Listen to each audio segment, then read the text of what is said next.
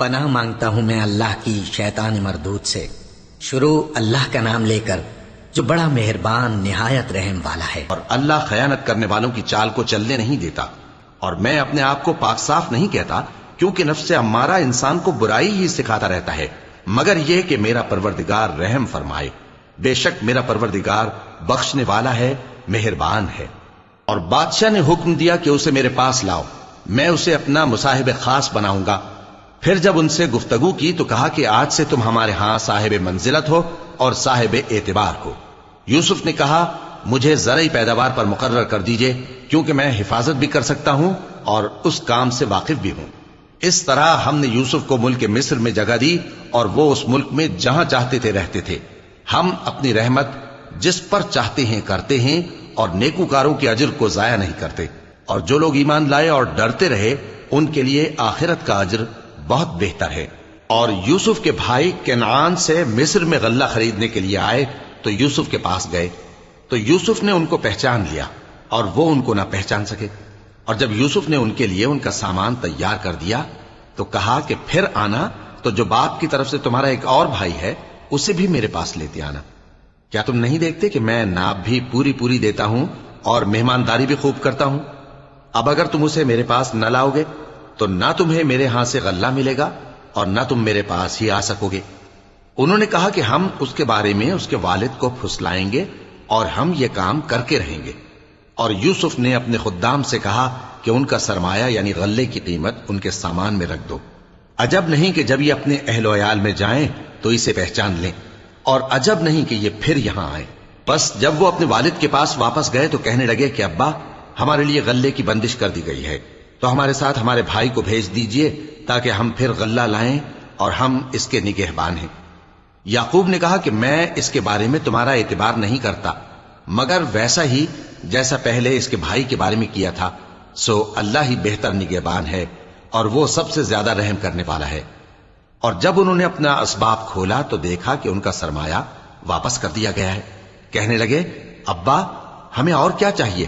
دیکھیے یہ ہماری پونجی بھی ہمیں واپس کر دی گئی ہے، اور ہم اپنے اہل و عیال کے لیے پھر غلہ لائیں گے اور اپنے بھائی کی نگہبانی کریں گے، اور ایک بار شتر زیادہ لائیں گے کہ یہ غلہ جو ہم لائے ہیں تھوڑا ہے۔ یعقوب نے کہا کہ جب تک تم اللہ کا عہد نہ دو کہ اس کو میرے پاس صحیح و سالم لے آؤ گے، میں اسے ہرگز تمہارے ساتھ نہیں بھیجنے کا، مگر یہ کہ تم گھیر لیے جاؤ یعنی بے بس ہو جاؤ تو مجبوری ہے۔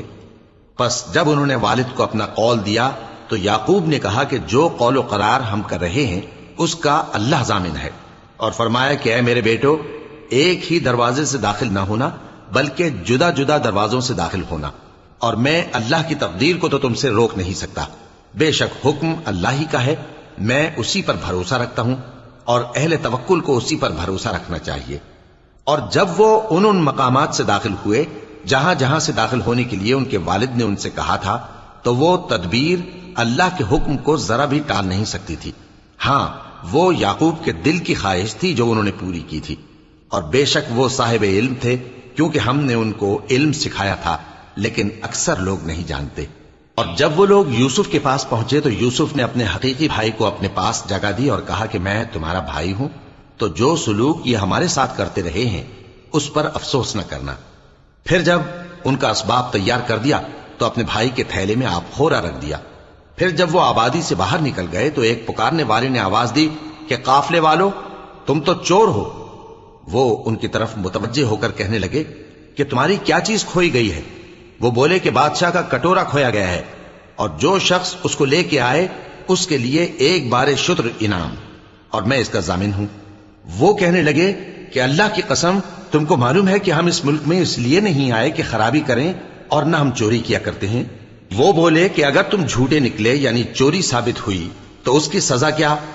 انہوں نے کہا کہ اس کی سزا یہ کہ جس کے تھیلے میں وہ دستیاب ہو وہی اس کا بدل قرار دیا جائے، ہم ظالموں کو یہی سزا دیا کرتی ہیں۔ پھر یوسف نے اپنے بھائی کے تھیلے سے پہلے ان کے تھیلوں کو دیکھنا شروع کیا، پھر اپنے بھائی کے تھیلے میں سے اس کو نکال لیا۔ اس طرح ہم نے یوسف کے لیے تدبیر کی، ورنہ بادشاہ کے قانون کے مطابق وہ اپنے بھائی کو لے نہیں سکتے تھے، مگر یہ کہ اللہ چاہے ہم جس کے چاہتے ہیں درجے بلند کرتے ہیں، اور ہر علم والے سے بڑھ کر ایک بڑا علم والا ہے۔ برادران یوسف نے کہا کہ اگر اس نے چوری کی ہو تو کچھ عجب نہیں کہ اس کے ایک بھائی نے بھی پہلے چوری کی تھی، مگر یوسف نے اس بات کو اپنے دل میں مخفی رکھا اور ان پر ظاہر نہ ہونے دیا، یعنی زیر لب کہا کہ تم بڑے برے ہو اور جو تم بیان کرتے ہو اللہ اسے خوب جانتا ہے۔ وہ کہنے لگے کہ اے عزیز، اس کے والد بہت بوڑھے ہیں اور اس سے بہت محبت رکھتے ہیں، تو اس کو چھوڑ دیجئے اور اس کی جگہ ہم میں سے کسی کو رکھ لیجئے، ہم دیکھتے ہیں کہ آپ احسان کرنے والے ہیں۔ یوسف نے کہا کہ اللہ پناہ میں رکھے کہ جس شخص کے پاس ہم نے اپنی چیز پائی ہے اس کے سوا کسی اور کو پکڑ لیں، ایسا کریں تو ہم بڑے بے انصاف ہیں۔ آخر جب وہ اس سے نا امید ہو گئے تو الگ ہو کر صلاح کرنے لگے۔ سب سے بڑے نے کہا، کیا تم نہیں جانتے کہ تمہارے والد نے تم سے اللہ کا عہد لیا ہے اور اس سے پہلے بھی تم یوسف کے بارے میں قصور کر چکے ہو؟ تو جب تک والد صاحب مجھے اجازت نہ دیں میں تو اس جگہ سے ہلنے کا نہیں، یا اللہ میرے لیے کوئی فیصلہ کرے، اور وہ سب سے بہتر فیصلہ کرنے والا ہے۔ تم سب والد صاحب کے پاس واپس جاؤ اور کہو کہ ابا، آپ کے صاحبزادے نے وہاں جا کر چوری کی، اور ہم نے تو اپنی دانست کے مطابق آپ سے اس کے لے آنے کا عہد کیا تھا، مگر ہم غیب کی باتوں کے جاننے اور یاد رکھنے والے تو نہیں تھے، اور جس بستی میں ہم ٹھہرے تھے وہاں سے، یعنی اہل مصر سے، اور جس قافلے میں آئے ہیں اس سے دریافت کر لیجئے، اور ہم اس بیان میں بالکل سچے ہیں۔ جب انہوں نے یہ بات یعقوب سے آ کر کہی تو انہوں نے کہا کہ حقیقت یوں نہیں ہے، بلکہ یہ بات تم نے اپنے دل سے بنا لی ہے، تو صبر ہی بہتر ہے۔ عجب نہیں کہ اللہ ان سب کو میرے پاس لے آئے، بے شک وہ علم والا ہے، حکمت والا ہے۔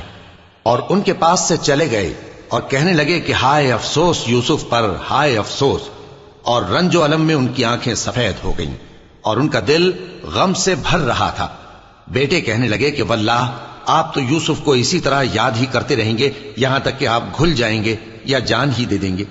انہوں نے کہا کہ میں تو اپنے غم و اندوہ کا اظہار اللہ سے کرتا ہوں اور اللہ کی طرف سے وہ باتیں جانتا ہوں جو تم نہیں جانتے۔ اے بیٹو، یوں کرو کہ ایک دفعہ پھر جاؤ اور یوسف اور اس کے بھائی کو تلاش کرو، اور اللہ کی رحمت سے نا امید نہ ہونا کہ اللہ کی رحمت سے تو کافر لوگ ہی نا امید ہوا کرتے ہیں۔ پھر جب وہ یوسف کے پاس گئے تو کہنے لگے کہ اے عزیز، ہمیں اور ہمارے اہل و عیال کو بڑی تکلیف ہو رہی ہے اور ہم یہ تھوڑا سا سرمایہ لائے ہیں، آپ ہمیں اس کے عوض پورا غلہ دے دیجئے اور ہم پر خیرات کیجئے کہ اللہ خیرات کرنے والوں کو ثواب دیتا ہے۔ یوسف نے کہا، تمہیں معلوم ہے کہ جب تم نادانی میں پھنسے ہوئے تھے تو تم نے یوسف اور اس کے بھائی کے ساتھ کیا کیا تھا؟ وہ بولے، کیا واقعی تم ہی یوسف ہو؟ انہوں نے کہا، ہاں میں یوسف ہوں، اور بن یامین کی طرف اشارہ کر کے کہنے لگے، یہ میرا بھائی ہے، اللہ نے ہم پر بڑا احسان کیا ہے۔ جو شخص اللہ سے ڈرتا اور صبر کرتا ہے تو اللہ نیکوکاروں کا اجر ضائع نہیں کرتا۔ وہ بولے، اللہ کی قسم، اللہ نے تم کو ہم پر فضیلت بخشی ہے اور بے شک ہم خطاکار تھے۔ یوسف نے کہا کہ آج کے دن تم پر کوئی ملامت نہیں، اللہ تم کو معاف کرے اور وہ سب سے بڑھ کر رحم کرنے والا ہے۔ یہ میرا کرتا لے جاؤ، پھر اسے والد صاحب کے منہ پر ڈال دینا تو وہ بینا ہو جائیں گے، اور اپنے تمام اہل و عیال کو میرے پاس لے آؤ۔ اور جب قافلہ مصر سے روانہ ہوا تو ان کے والد کہنے لگے کہ اگر مجھ کو یہ نہ کہو کہ بوڑھا بہک گیا ہے تو مجھے تو یوسف کی بو آ رہی ہے۔ وہ بولے کہ واللہ آپ اسی قدیم غلطی میں مبتلا ہیں۔ مگر جب خوشخبری دینے والا آ پہنچا تو اس نے کرتا ان کے منہ پر ڈال دیا، سو وہ بینا ہو گئے اور بیٹوں سے کہنے لگے، کیا میں نے تم سے نہیں کہا تھا کہ میں اللہ کی طرف سے وہ باتیں جانتا ہوں جو تم نہیں جانتے؟ بیٹوں نے کہا کہ ابا، ہمارے لیے ہمارے گناہ کی مغفرت مانگیے، بے شک ہم خطاکار تھے۔ فرمایا، میں اپنے پروردگار سے تمہارے لیے بخشش مانگوں گا، بے شک وہ بخشنے والا ہے، مہربان ہے۔ پھر جب یہ سب لوگ یوسف کے پاس پہنچے تو انہوں نے اپنے والدین کو اپنے پاس جگہ دی اور کہا، مصر میں داخل ہو جائیے، اللہ نے چاہا تو امن و امان سے رہیے گا۔ اور اپنے والدین کو تخت پر بٹھایا اور سب ان کے آگے سجدے میں گر پڑے۔ اور اس وقت یوسف نے کہا، ابا جان، یہ میرے اس خواب کی تعبیر ہے جو میں نے پہلے بچپن میں دیکھا تھا۔ میرے پروردگار نے اسے سچ کر دیا اور اس نے مجھ پر بہت سے احسان کیے ہیں کہ مجھ کو قید خانے سے نکالا، اور اس کے بعد کہ شیطان نے مجھ میں اور میرے بھائیوں میں فساد ڈال دیا تھا، آپ کو گاؤں سے یہاں لایا۔ بے شک میرا پروردگار جو چاہتا ہے تدبیر سے کرتا ہے، وہ علم والا ہے، حکمت والا ہے۔ جب یہ سب باتیں ہو لیں تو یوسف نے اللہ سے دعا کی کہ اے میرے پروردگار، تو نے مجھ کو حکومت سے نوازا اور خوابوں کی تعبیر کا علم بخشا۔ اے آسمانوں اور زمین کے پیدا کرنے والے، تو ہی دنیا اور آخرت میں میرا کارساز ہے۔ تو مجھے دنیا سے اپنی اطاعت کی حالت میں اٹھائیو اور آخرت میں اپنے نیک بندوں میں داخل کیجو۔ اے پیغمبر، یہ اخبار غیب میں سے ہیں جو ہم تمہاری طرف بھیجتے ہیں، اور جب برادران یوسف نے اپنی بات پر اتفاق کیا تھا اور وہ فریب کر رہے تھے تو تم ان کے پاس تو نہ تھے، اور بہت سے آدمی گو تم کتنی خواہش کرو ایمان لانے والے نہیں ہیں، اور تم ان سے اس خیر خواہی کا کچھ صلہ بھی تو نہیں مانگتے۔ یہ قرآن اور کچھ نہیں تمام جہانوں کے لیے نصیحت ہے، اور آسمان و زمین میں بہت سی نشانیاں ہیں جن پر سے یہ گزرتے ہیں اور ان کو نظر انداز کر دیتے ہیں، اور یہ اکثر اللہ پر ایمان نہیں رکھتے مگر اس کے ساتھ شرک بھی کرتے ہیں۔ تو کیا یہ اس بات سے بے خوف ہیں کہ ان پر اللہ کا عذاب نازل ہو کر ان کو ڈھانپ لے، یا ان پر ناگہاں قیامت آ جائے اور انہیں خبر بھی نہ ہو؟ کہہ دو میرا رستہ تو یہ ہے، میں اللہ کی طرف بلاتا ہوں سمجھ بوجھ کر، میں بھی لوگوں کو اللہ کی طرف بلاتا ہوں اور میرے پیرو بھی، اور اللہ پاک ہے اور میں شرک کرنے والوں میں سے نہیں ہوں۔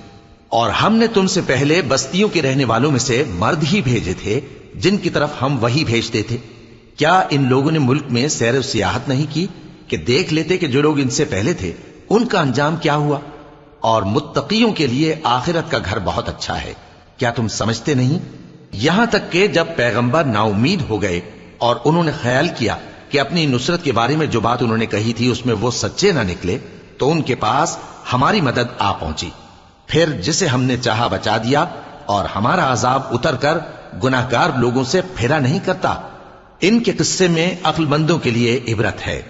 یہ قرآن ایسی بات نہیں ہے جو اپنے دل سے بنائی گئی ہو، بلکہ جو کتابیں اس سے پہلے نازل ہوئی ہیں ان کی تصدیق کرنے والا ہے، اور ہر چیز کی تفصیل کرنے والا، اور مومنوں کے لیے ہدایت اور رحمت ہے۔ شروع اللہ کا نام لے کر جو بڑا مہربان نہایت رحم والا ہے۔ الف لام میم را۔ اے نبی، یہ کتاب الہی کی آیتیں ہیں، اور جو کچھ تمہارے پروردگار کی طرف سے تم پر نازل ہوا ہے حق ہے، لیکن اکثر لوگ ایمان نہیں لاتے۔ اللہ وہی تو ہے جس نے ستونوں کے بغیر آسمان جیسا کہ تم دیکھتے ہو اتنے اونچے بنائے، پھر عرش پر جلوہ افروز ہوا اور سورج اور چاند کو کام میں لگا دیا، ہر ایک میعاد معین تک گردش کر رہا ہے، وہی دنیا کے کاموں کا انتظام کرتا ہے۔ اس طرح وہ اپنی آیتیں کھول کھول کر بیان کرتا ہے کہ تم اپنے پروردگار کے روبرو جانے کا یقین کرو۔ اور وہی ہے جس نے زمین کو پھیلایا اور اس میں پہاڑ اور دریا پیدا کیے اور ہر طرح کے میووں کی دو دو قسمیں بنائیں۔ وہی رات کو دن کا لباس پہناتا ہے، غور کرنے والوں کے لیے اس میں بہت سی نشانیاں ہیں۔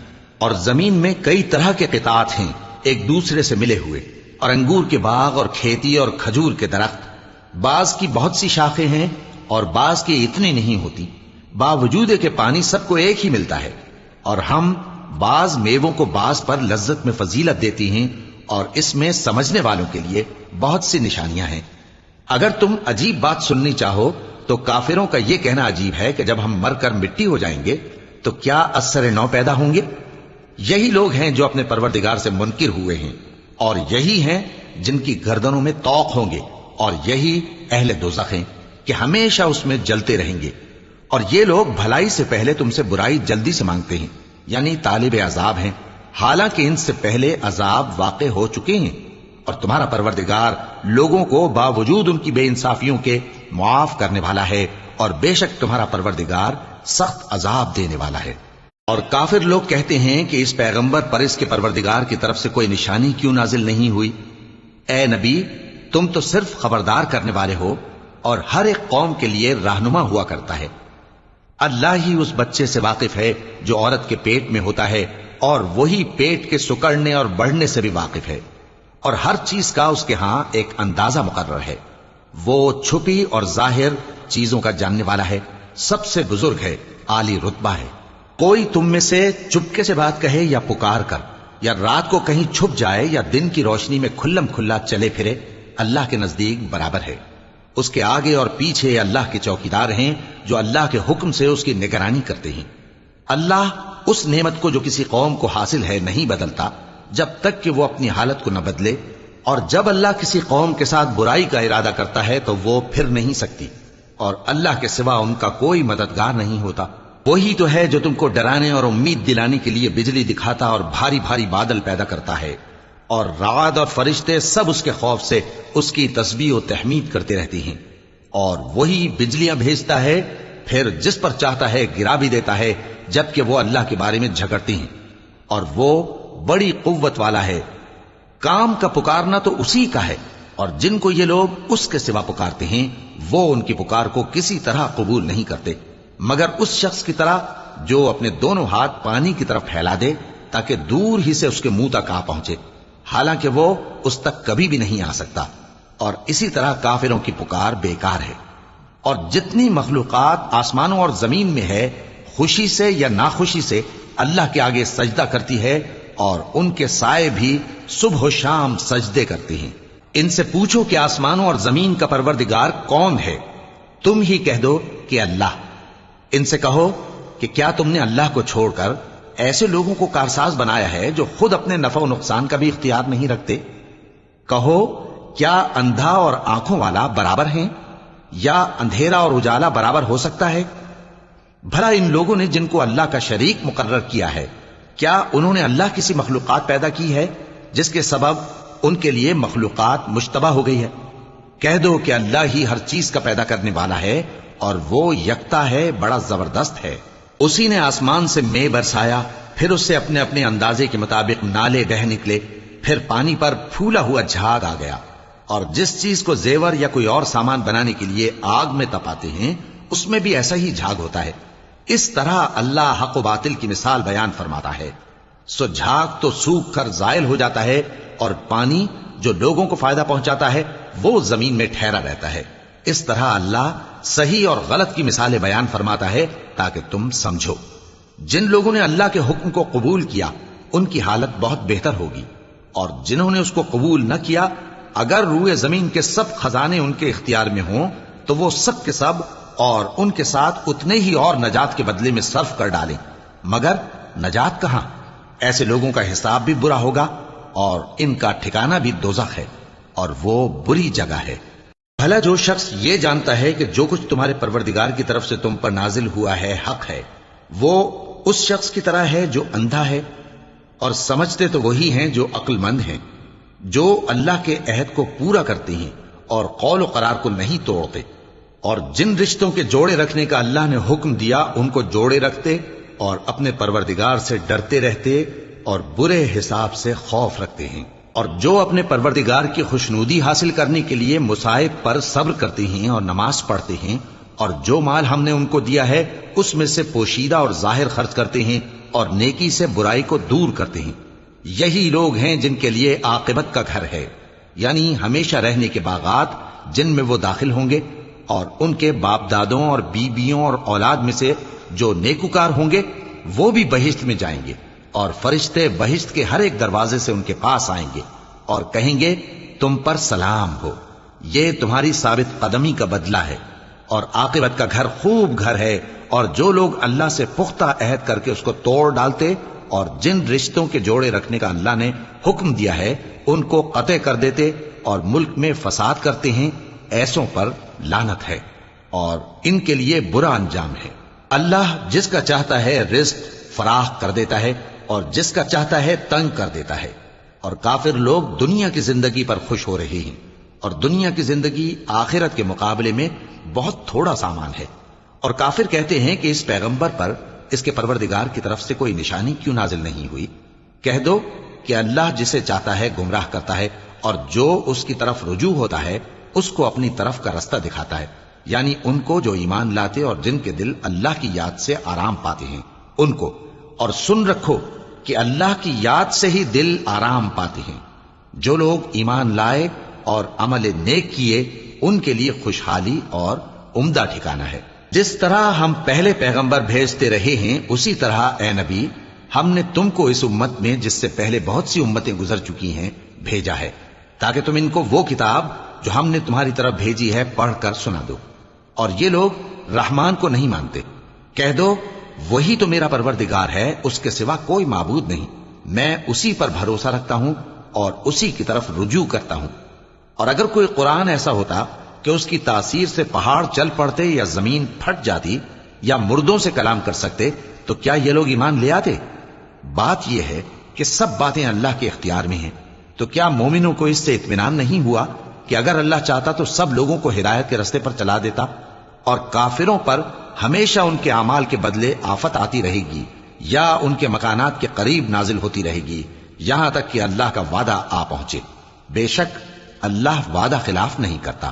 اور تم سے پہلے بھی رسولوں کے ساتھ تمسخر ہوتے رہے ہیں، تو میں نے کافروں کو مہلت دی، پھر میں نے ان کو پکڑ لیا۔ سو دیکھ لو کہ میرا عذاب کیسا رہا۔ تو کیا وہ جو ہر شخص کے اعمال کا نگراں و نگہبان ہے، وہ بتوں کی طرح بے علم و بے خبر ہو سکتا ہے؟ اور ان لوگوں نے اللہ کے شریک مقرر کر رکھے ہیں۔ ان سے کہو کہ ذرا ان کے نام تو لو۔ کیا تم اسے ایسی چیزیں بتاتے ہو جو روئے زمین پر ہیں اور اسے معلوم نہیں، یا تم لوگ محض سطحی بات کی تقلید کرتے ہو؟ اصل یہ ہے کہ کافروں کو ان کے فریب خوبصورت معلوم ہوتے ہیں، اور وہ ہدایت کے رستے سے روک لیے گئے ہیں، اور جسے اللہ گمراہ رہنے دے اسے کوئی ہدایت کرنے والا نہیں۔ ان کو دنیا کی زندگی میں بھی عذاب ہے، اور آخرت کا عذاب تو بہت ہی سخت ہے، اور ان کو اللہ کے عذاب سے کوئی بھی بچانے والا نہیں۔ جس جنت کا پرہیزگاروں سے وعدہ کیا گیا ہے، اس کی شان یہ ہے کہ اس کے نیچے نہریں بہ رہی ہیں، اس کے پھل ہمیشہ باقی رہنے والے ہیں، اور اس کے سائے بھی۔ یہ ان لوگوں کا انجام ہے جو متقی ہیں، اور کافروں کا انجام دوزخ ہے۔ اور جن لوگوں کو ہم نے کتاب دی ہے، وہ اس کتاب سے جو تم پر نازل ہوئی ہے خوش ہوتی ہیں، اور بعض فرقے اس کی بعض باتیں نہیں بھی مانتے۔ کہہ دو کہ مجھ کو یہی حکم ہوا ہے کہ اللہ ہی کی عبادت کروں اور اس کے ساتھ کسی کو شریک نہ بناؤں۔ میں اسی کی طرف بلاتا ہوں اور اسی کی طرف مجھے لوٹنا ہے۔ اور اسی طرح ہم نے اس قرآن کو عربی زبان کا فرمان بنا کر نازل کیا ہے، اور اگر تم علم آ جانے کے بعد ان لوگوں کی خواہشوں کے پیچھے چلو گے تو اللہ کے سامنے کوئی نہ تمہارا مددگار ہوگا اور نہ کوئی بچانے والا۔ اور اے نبی، ہم نے تم سے پہلے بھی پیغمبر بھیجے تھے اور ان کو بیویاں اور اولاد بھی دی تھی، اور کسی پیغمبر کے اختیار کی بات نہ تھی کہ اللہ کے حکم کے بغیر کوئی نشانی لے آتا۔ ہر حکم قضا کتاب میں لکھا ہوا ہے۔ اللہ جس چیز کو چاہتا ہے مٹا دیتا ہے، اور جس کو چاہتا ہے باقی رکھتا ہے، اور اسی کے پاس اصل کتاب ہے۔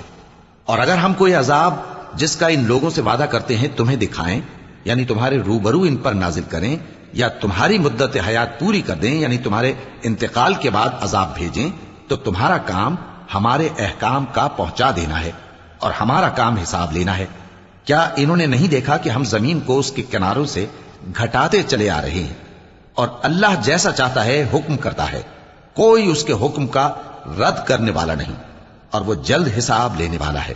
جو لوگ ان سے پہلے تھے وہ بھی بہتیری تدبیریں کرتے رہے ہیں، سو تدبیر تو سب اللہ ہی کی ہوتی ہے۔ ہر شخص جو کچھ کر رہا ہے اللہ اسے جانتا ہے، اور کافر جلد معلوم کر لیں گے کہ آخرت میں اچھا انجام کس کے لیے ہوتا ہے۔ اور کافر لوگ کہتے ہیں کہ تم پیغمبر نہیں ہو۔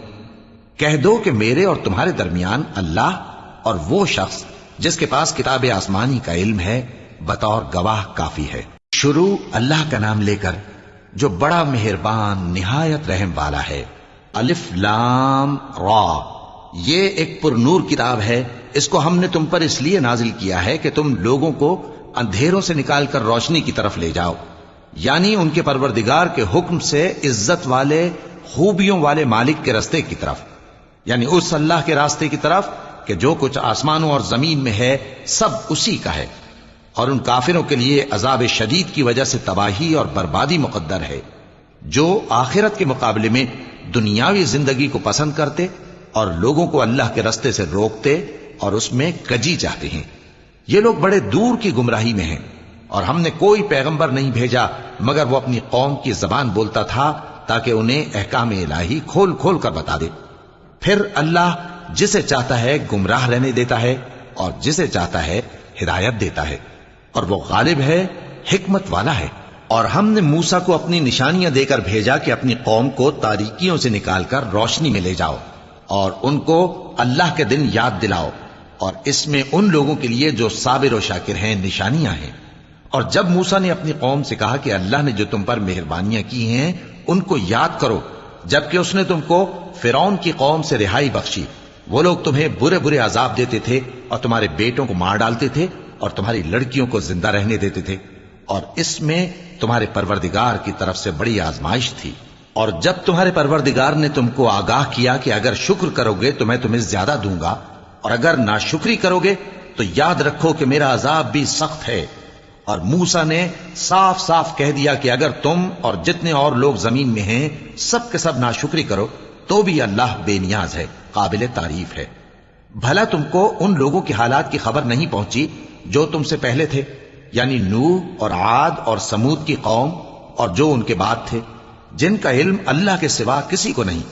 جب ان کے پاس ان کے پیغمبر نشانیاں لے کر آئے تو انہوں نے اپنے ہاتھ ان کے منہوں پر رکھ دیے کہ خاموش رہو، اور کہنے لگے کہ ہم تو تمہاری رسالت کو تسلیم نہیں کرتے، اور جس چیز کی طرف تم ہمیں بلاتے ہو ہم کو اس میں بھاری شک ہے۔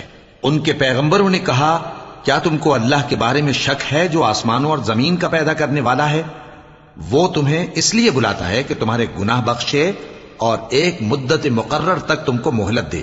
وہ بولے کہ تم تو ہمارے ہی جیسے آدمی ہو، تمہارا یہ منشا ہے کہ جن چیزوں کو ہمارے بڑے پوجتے رہے ہیں ان کے پوجنے سے تم ہمیں روک دو، تو اچھا کوئی کھلی دلیل لاؤ، یعنی معجزہ دکھاؤ۔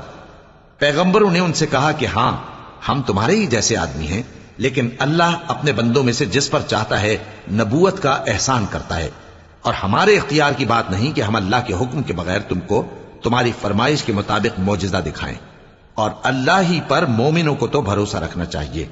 اور ہم کیوں اللہ پر بھروسہ نہ رکھیں، حالانکہ اس نے ہم کو ہمارے دین کے سیدھے رستے بتائے ہیں، اور جو تکلیفیں تم ہم کو دیتے ہو اس پر ہم صبر کریں گے، اور اہل توکل کو تو اللہ ہی پر بھروسہ رکھنا چاہیے۔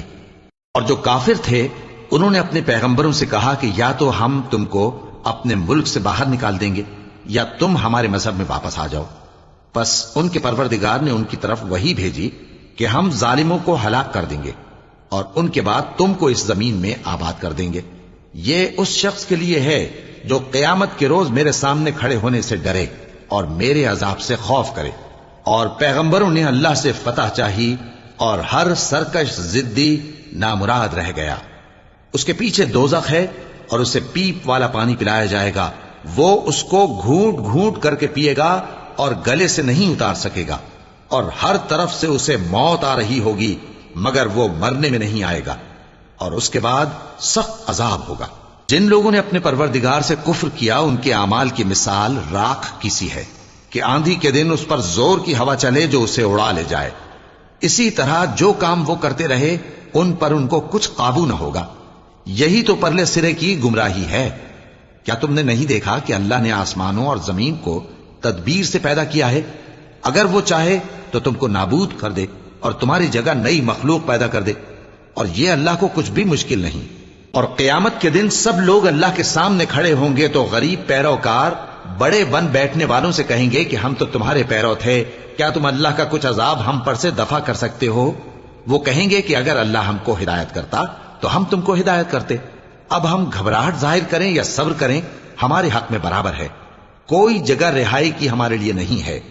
اور جب حساب کتاب کا کام فیصل ہو چکے گا تو شیطان کہے گا جو وعدہ اللہ نے تم سے کیا تھا وہ تو سچا تھا، اور جو وعدہ میں نے تم سے کیا تھا وہ جھوٹا تھا، اور میرا تم پر کسی طرح کا زور نہیں تھا۔ ہاں میں نے تم کو گمراہی اور باطل کی طرف بلایا تو تم نے جلدی سے اور بے دلیل میرا کہنا مان لیا۔ تو آج مجھے ملامت نہ کرو، اپنے آپ ہی کو ملامت کرو۔ نہ میں تمہاری فریاد رسی کر سکتا ہوں اور نہ تم میری فریاد رسی کر سکتے ہو۔ میں اس بات سے انکار کرتا ہوں کہ تم پہلے مجھے شریک بناتے تھے۔ بے شک جو ظالم ہیں ان کے لیے درد دینے والا عذاب ہے۔ اور جو ایمان لائے اور عمل نیک کرتے رہے وہ بہشتوں میں داخل کیے جائیں گے جن کے نیچے نہریں بہ رہی ہیں۔ اپنے پروردگار کے حکم سے وہ ہمیشہ ان میں رہیں گے، وہاں وہ ہر ملاقات پر ایک دوسرے کو سلام کہیں گے۔ کیا تم نے نہیں دیکھا کہ اللہ نے کلمہ طیبہ کی کیسی مثال بیان فرمائی ہے؟ وہ ایسی ہے جیسے پاکیزہ درخت جس کی جڑ مضبوط ہو اور شاخیں آسمان میں پھیلی ہوں۔ وہ اپنے پروردگار کے حکم سے ہر موقع پر پھل لاتا ہو، اور اللہ لوگوں کے لیے مثالیں بیان فرماتا ہے تاکہ وہ نصیحت حاصل کریں۔ اور ناپاک بات یعنی غلط عقیدے کی مثال ناپاک درخت کی سی ہے کہ وہ زمین کے اوپر ہی سے اکھیڑ کر پھینک دیا جائے، اس کو ذرا بھی قرار و ثبات نہیں۔ اللہ مومنوں کے دلوں کو صحیح اور پکی بات سے دنیا کی زندگی میں بھی مضبوط رکھتا ہے اور آخرت میں بھی رکھے گا، اور اللہ بے انصافوں کو گمراہ کر دیتا ہے، اور اللہ جو چاہتا ہے کرتا ہے۔ کیا تم نے ان لوگوں کو نہیں دیکھا جنہوں نے اللہ کے احسان کو ناشکری سے بدل دیا اور اپنی قوم کو تباہی کے گھر میں لا اتارا، یعنی دوزخ میں، کہ سب ناشکرے اس میں داخل ہوں گے اور وہ برا ٹھکانہ ہے۔ اور ان لوگوں نے اللہ کے شریک مقرر کیے کہ لوگوں کو اس کے رستے سے گمراہ کریں۔ کہہ دو کہ چند روز فائدے اٹھا لو، آخر کار تم کو دوزخ کی طرف لوٹ کر جانا ہے۔ اے پیغمبر، میرے مومن بندوں سے کہہ دو کہ نماز پڑھا کریں، اور اس دن کے آنے سے پیشتر جس میں نہ اعمال کا سودا ہوگا اور نہ دوستی کام آئے گی، ہمارے دیے ہوئے مال میں سے پوشیدہ اور علانیہ خرچ کرتے رہیں۔ اللہ ہی تو ہے جس نے آسمانوں اور زمین کو پیدا کیا اور آسمان سے مے برسایا، پھر اس سے تمہارے کھانے کے لیے پھل پیدا کیے اور کشتیوں اور جہازوں کو تمہارے زیر فرمان کیا تاکہ وہ سمندر میں اس کے حکم سے چلیں، اور نہروں کو بھی تمہارے زیر فرمان کیا، اور سورج اور چاند کو تمہارے لیے کام میں لگا دیا کہ دونوں دن رات ایک ڈگر پر چل رہے ہیں، اور رات اور دن کو بھی تمہاری خاطر کام میں لگا دیا، اور جو کچھ تم نے مانگا سب میں سے تم کو عنایت کیا۔ اور اگر اللہ کے احسان گننے لگو تو شمار نہ کر سکو، مگر لوگ نعمتوں کا شکر نہیں کرتے۔ کچھ شک نہیں کہ انسان بڑا بے انصاف ہے، ناشکرا ہے۔ اور جب ابراہیم نے دعا کی کہ اے میرے پروردگار، اس شہر کو لوگوں کے لیے امن کی جگہ بنا دے، اور مجھے اور میری اولاد کو اس بات سے کہ بتوں کی پرستش کرنے لگیں بچائے رکھیو، اے پروردگار، انہوں نے بہت سے لوگوں کو گمراہ کیا ہے، سو جس شخص نے میرا کہا مانا وہ میرا ہے، اور جس نے میری نافرمانی کی تو بخشنے والا ہے، مہربان ہے۔ اے پروردگار، میں نے اپنی اولاد ایک وادی میں جہاں کھیتی نہیں، تیرے عزت و ادب والے گھر کے پاس لا بسائی ہے، اے پروردگار، تاکہ یہ نماز پڑھیں، سو تو لوگوں کے دلوں کو ایسا کر دے کہ ان کی طرف جھکے رہیں، اور ان کو میووں سے روزی دیتے رہنا تاکہ تیرا شکر کریں۔ اے پروردگار، جو بات ہم چھپاتے اور جو ظاہر کرتے ہیں تو سب جانتا ہے، اور اللہ سے کوئی چیز مخفی نہیں، نہ زمین میں نہ آسمان میں۔ اللہ کا شکر ہے جس نے مجھ کو بڑی عمر میں اسماعیل اور اسحاق بخشے، بے شک میرا پروردگار دعا سننے والا ہے۔ اے پروردگار، مجھ کو ایسی توفیق عنایت کر کہ نماز پڑھتا رہوں، اور میری اولاد کو بھی یہ توفیق بخش۔ اے پروردگار، میری دعا قبول فرما۔ اے پروردگار، حساب کتاب کے دن میری اور میرے ماں باپ کی اور مومنوں کی مغفرت کیجو۔ شروع اللہ کا نام لے کر جو بڑا مہربان نہایت رحم والا ہے۔